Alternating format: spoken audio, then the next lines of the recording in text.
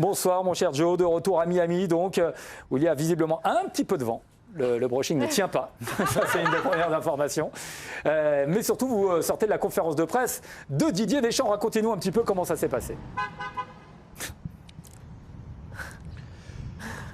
Bonjour Benoît, bonjour à tous. Oui, effectivement, il y a beaucoup de vent, les cheveux, ça ressemble plus à rien. Il est temps de rentrer en France.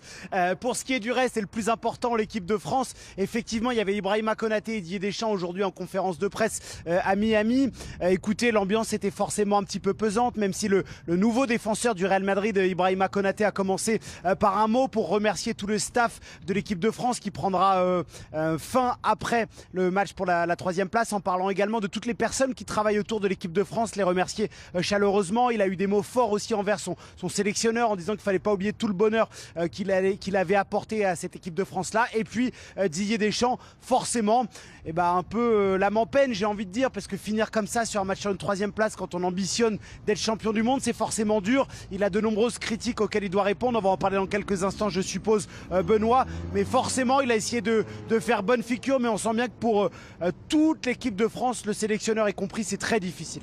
Non, on voulait surtout parler de vos cheveux, vous voyez, pour le match des coiffeurs, qui sont à l'image de la Coupe du Monde des Bleus. C'est-à-dire qu'il a une coiffure impeccable au début de la Coupe du Monde, parfaite comme les Bleus, et puis patatras, là, à la fin, ça part en sucette, quoi. Voilà, c'est très surprenant.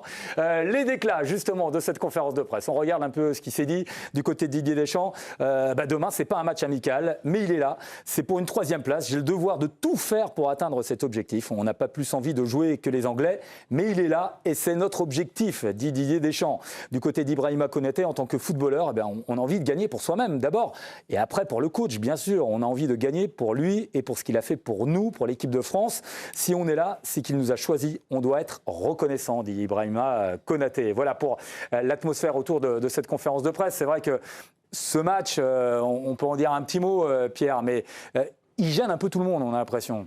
Bah oui, je pense en premier lieu les deux équipes qui le disputent.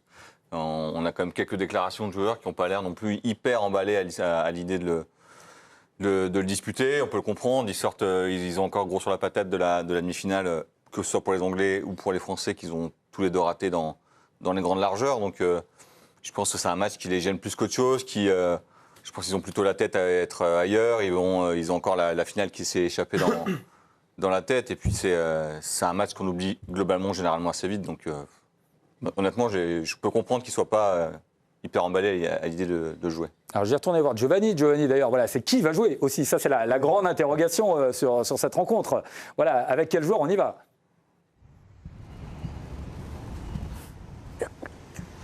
Il y aura forcément une forme de rotation. Je pense que Ibrahima Konaté, qui, je rappelle, il y a encore quelques mois, était parmi les vice-capitaines de l'équipe de France. Il était en concurrence pour débuter avec Upamecano et Saliba. Il a terminé tout en bas dans la hiérarchie des défenseurs centraux. Il a été doublé par Maxence Lacroix. Il devrait débuter. Brice Samba a eu un léger souci physique. Donc, à mon avis, ça sera Mike Maignan. Et pour le reste, on devrait avoir une belle rotation.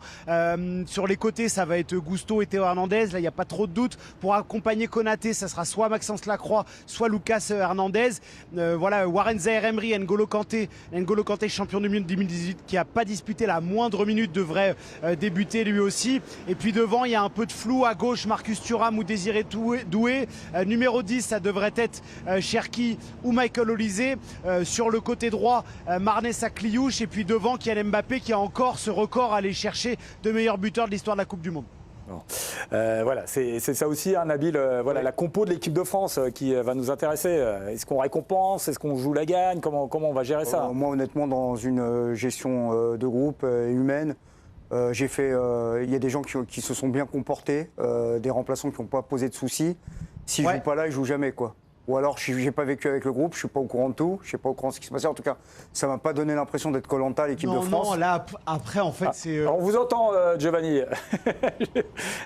Je pense que ce n'était pas nous qui s'adressait. Continuez, Nabil. Honnêtement, moi, je vais être un peu cash.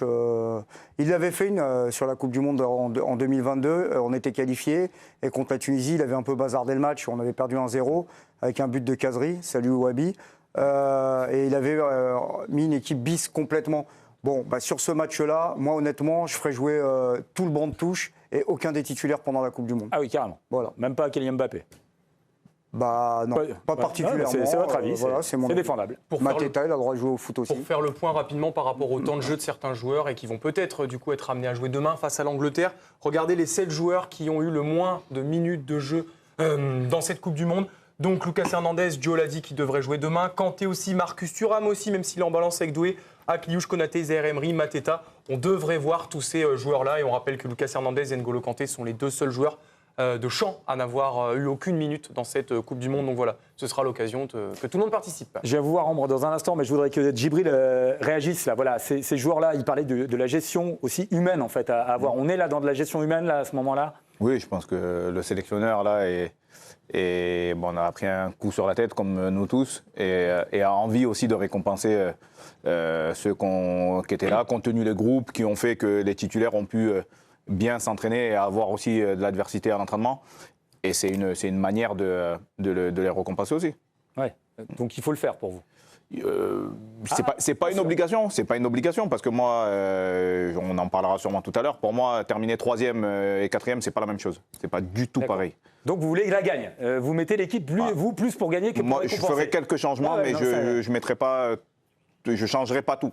D'accord, c'est intéressant. Vous pouvez en parler maintenant d'ailleurs. Si vous... Mais enfin, il vient d'en parler. Il a dit qu'il préfère la 3e place. L'arbitre du match, ça sera qui? Eh bien, ce sera un arbitre vénézuélien donc, au sifflet de cette rencontre. Jesus Valenzuela sera donc au sifflet pour son 4e match dans cette Coupe du Monde. Il avait arbitré en phase de groupe Australie-Turquie, Bosnie-Qatar, également le 16e entre la Côte d'Ivoire et la Norvège. Voilà, il avait déjà arbitré les Bleus en Coupe du Monde, c'était en 2022 lors du 8e de finale face à la Pologne. Voilà, là aussi on récompense les arbitres. Ça fait un peu partie du lot. Ambre, c'est un France-Angleterre quand même aussi. Hein. C'est pas comme si c'était n'importe quel adversaire ce match de la 3e place. C'est pas le tournoi destination non plus. Oui, voilà, c'est pas un crunch non plus. C'est pas le tournoi destination non plus. Quoi. Non, mais c'est un France-Angleterre, mais je pense que si ça avait été un France-Argentine, ça aurait donné un peu de grain et un peu d'intérêt sublimé autour de cette rencontre qui, pour moi, je le disais en amorce de notre émission, n'a pas grand intérêt, si ce n'est la victoire. Mais non, mais on aura l'occasion d'en parler. Djibril. Après, chacun. En fait, je suis à la fois d'accord et pas d'accord avec Djibril. C'est-à-dire que pour moi, l'intérêt premier sportif de ce match, il sert à rien. Ouais. Dans la place dans l'histoire et dans le grand livre de la Coupe du Monde, ça sert à rien. À part garnir quelques statistiques individuelles, on aura l'occasion d'en parler, bien finir pour certains et notamment pour Didier Deschamps, et finir sur une bonne note. Et en ce sens, évidemment que si on le gagne, pour moi, c'est juste un petit pansement sur un gros bobo. C'est très anecdotique comme lot de consolation pour une équipe qui était taillée pour être championne du monde. En revanche, si on perd, ça a beaucoup plus d'importance pour moi. Et si on perd, c'est vrai que ce match-là... Non, mais je dis que la victoire n'a pas grande importance. En revanche, la défaite en aura bien plus. C'est-à-dire que si on finit... Bah oui, mais... mais dans la manière d'aborder le match... Avec le matériel que tu as, ça ne te dérangerait pas de terminer 4e? Mais évidemment, c'est ce que je suis en train de dire, Djibril. C'est-à-dire que pour moi, c'est pas admissible de terminer 4e, mais c'est juste la normalité de finir 3e. Je vais dire 2 choses qui me font dire que c'est un match qui compte pas pour grand-chose. C'est que souvent, on ne dit pas que tu as fini 3e, 4e, on dit que tu as fini demi-finaliste de la Coupe du Monde. Voilà. Déjà, à chaque fois. Et si on est là en train de se demander si pour un des matchs les plus importants de la Coupe du Monde, à savoir un des derniers, il faut mettre des remplaçants, c'est qu'a priori, ça n'a pas un grand intérêt sportif non plus. C'est un intérêt, très sincèrement, quand tu es Bulgarie-Suède, il y a un intérêt, parce que tu es la Bulgarie et tu es la Suède. Même la Belgique quand tu convoites une certaine place... Je voulais pas me payer les Belges, mais... Non, mais je pensais... Ce que je veux dire, c'est quand tu convoites... Un tacle gratuit d'Ambre Godillon, direct, ça mérite. Place sur l'échiquier mondial, en tant que nation, ce que ne fait pas ni la France ni l'Angleterre. Turquie, Corée du Sud, ouais, ok, il y a un intérêt pour les deux pays. Maroc-Croatie, il y a un intérêt. France-Angleterre, surtout dans les conditions où tu es sorti, mais là, tu as envie de rentrer chez toi, de te cacher, qu'on ne parle plus de foot, en fait, je pense. D'ailleurs, une des preuves aussi dans cette conférence de presse, et Giovanni va pouvoir en témoigner dans quelques instants, mais il a été autant question de l'Espagne que de l'Angleterre. Voire même peut-être on est encore un peu plus revenu sur l'Espagne que sur l'Angleterre. Parce qu'il y a des choix de Dédé qui sont encore critiqués. Les choix de Didier Deschamps sur cette rencontre qui n'ont pas été toujours comprises par les joueurs. 2 choix, notamment déjà la titularisation d'Aurélien Tchouaméni après 2 semaines sans compétition. Voilà, ça a surpris en tout cas un interne, surtout face à une équipe qui fait courir l'adversaire. Voilà, beaucoup souhaitaient aussi voir Manu Koné sur le terrain d'entrée, poursuivre cette Coupe du Monde en tant que titulaire. Et puis autre décision incomprise par une partie du vestiaire la sortie d'Adrien Rabiot. Il était le meilleur joueur français, sa sortie a été très préjudiciable. Ah oui, ça c'est intéressant. Et c'est intéressant parce qu'il s'est exprimé dessus tout à l'heure, Didier Deschamps, en parlant notamment de son passé de joueur. Il dit pour Adrien, il vient me voir à la pause fraîcheur et me dit coach, je peux plus jouer mon jeu. Voilà, à cause de ce carton jaune. Quand vous êtes milieu, il le sait, le jeu est à 360 degrés. Je lui ai dit gère. Évite de laisser traîner le pied, car ce n'est pas passé loin. Je les ai fait, moi, ces matchs-là, et j'étais l'ombre de moi-même. Voilà, il dit, je me rappelle encore de ces moments où j'ai pris des cartons jaunes et que je joue avec ça. Giovanni, ça a été une déclaration, je trouve, importante dans cette conférence de presse de Didier Deschamps. Voilà, où là, il nous a vraiment révélé le choix, le pourquoi, l'explication vraiment du changement d'Adrien Rabiot. Oui, même si on pouvait s'en douter, bon là c'est quelque chose de très personnel, il faut réagir vite. Moi personnellement, je comprends toujours pas, mais c'est pas grave. Adrien Rabiot, c'est plus un jeune joueur. Voilà, bon, il a fait un choix qui s'est avéré pas payant au final, et puis on ne sait pas si avec Adrien Rabiot le score aurait été différent. Il va les avoir les duels quand même. Ce qui est très compliqué avec ces défaites tout de même.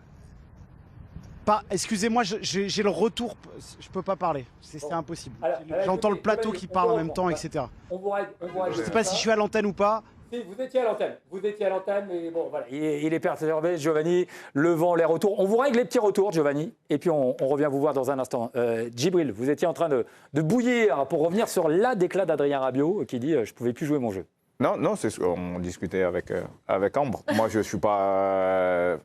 Ça veut dire, coach, je peux plus aller au contact. Et si Adrien Rabiot ne peut plus aller au contact, c'est compliqué.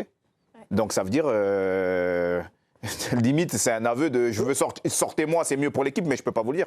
Je peux pas dire directement sortez-moi. C'est aussi dans ces conditions-là, je peux pas jouer mon jeu. Je peux pas jouer mon jeu. Donc ça veut dire moi, comment je le prends, c'est plutôt à côté de moi, il y a un joueur qui fait pas son match et que.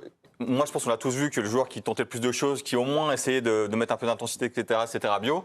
Le fait est qu'avec ça, il a fini par prendre un jaune parce que excès d'engagement, etc. Et qu'il faisait un peu le taf pour deux et qu'à mon avis, ça l'a un peu pénalisé.